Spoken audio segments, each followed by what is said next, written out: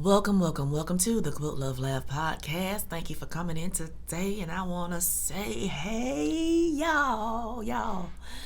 I appreciate you. Today's episode, we're going to be talking about a few things. We're going to be talking about, what we're going to be talking about, y'all? We're going to be talking about the reason you may want to have open seams. Because last time we was talking about something else. Now, I'll get to that in a minute, but so we're going to be talking about the reason you may want to iron your seams open. We're going to be talking about that quilting show, that AQS show in Paducah, Kentucky. And we're going to be talking about new starts with Faith, Bev, and Nia. All right, y'all. So let's go in and get on into it. Now, last time we talked about nesting seams and pressing the seam allowances in opposite directions so they'll lock together at the seam line.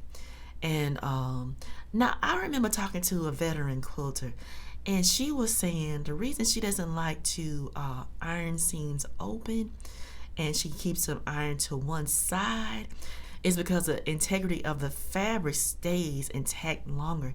The seam stays intact longer. So, if you just imagine, you iron the seam open and you pull at it, it seems like it's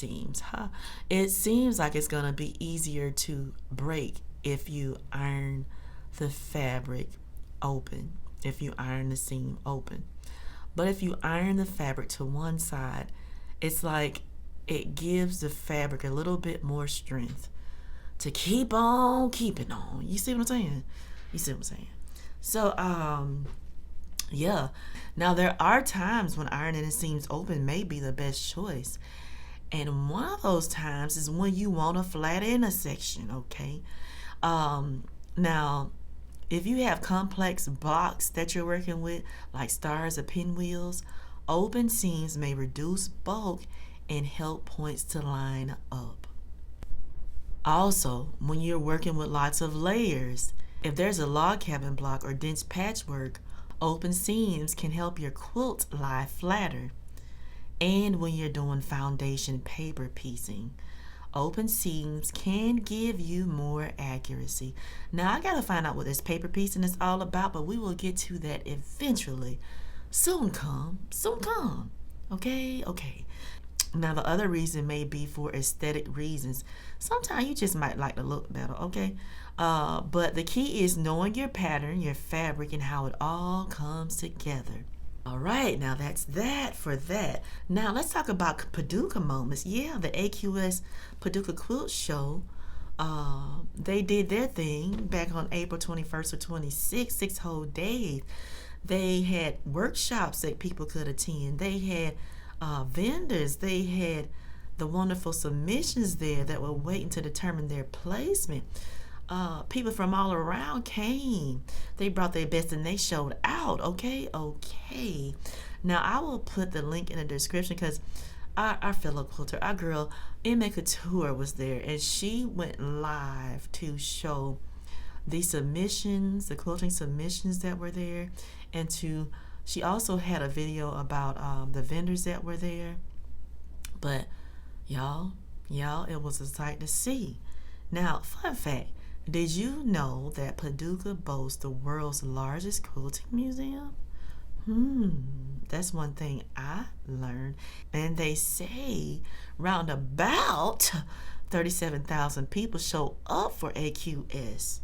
Okay. Now, wait a minute. What exactly does AQS stand for? I had to do my research, and it stands for American Quilt Society. Part of their mission is to continue to provide a forum for quilters of all skill levels to expand their horizon in quilt making, design, and self-expression. They have books, magazines, product offers, quilt shows, workshops, etc. to inspire, instruct, and nurture the art of quilt making. Now, I went on their website to see who some of their winners were, and a couple of quilts caught my eye. All right, so the Flower Calendar by Sachiko Chiba from Japan, okay, won the Nancy N. Sobel Award of Merit in Hand Quilting.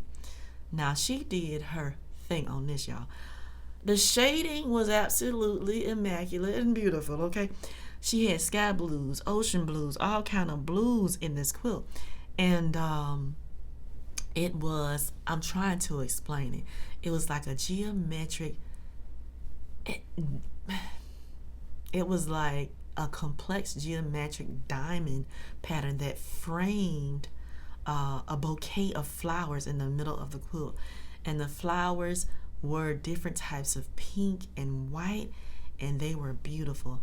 And then you had the border and the corners of the border that had the same type of flowers in the corners as well. Y'all got to see this. I'll put the link in the description to AmericanQuilter.com. That number is 403 if you want to look. And then I also saw a quilt called Next Verse, Different Than the First Verse by Cassandra Beaver from Ohio. And that quilt was quite all right. Look, y'all, the vertical columns reminded me of one of those G's bin quilts. It was bright, festive fabric that was red, yellow, orange, displayed all throughout. And this just really caught my eye. And the number for that quilt is 1302 if you want to click the link. Also, for the vendors, we had Motherland Fabric. They have some of the coolest panels out there. I really like the luxury quilt dress. And y'all already know, well, maybe not, but y'all know I'm thinking about making that luxury quilt dress. But we shall see. I have a number of projects that I need to finish, and I think that will be in the pipeline, okay?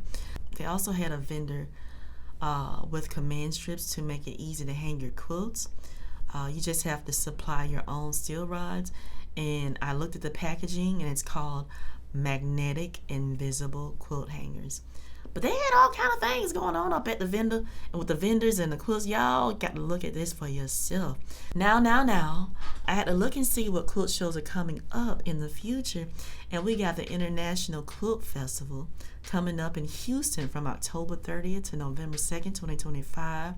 Now, this is a massive show with world-class displays, workshops, and vendors. Now, I'm going to try to get to that one. We shall see. And then next, coming in January 2026, we have the Road to California Quilt Show. Now, this is known for its modern meets traditional vibe and expert-led classes.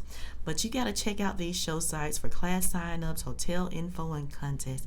And maybe, just maybe, I will see you there. Okay. That concludes this portion of the podcast. Next, we have Quilt Love Laugh presents.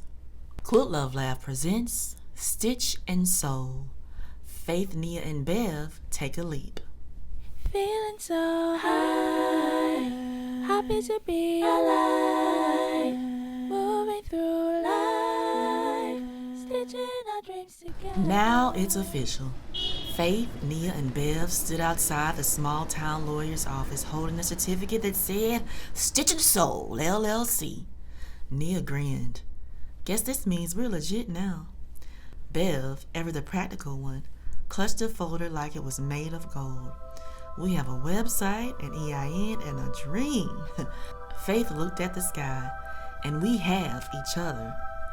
Back at Bev's dining room, now dubbed headquarters, they mapped out their launch, hand-dyed fabrics, faith-filled patterns, and a blog about healing through quilting. Orders might be slow at first, but they weren't worried.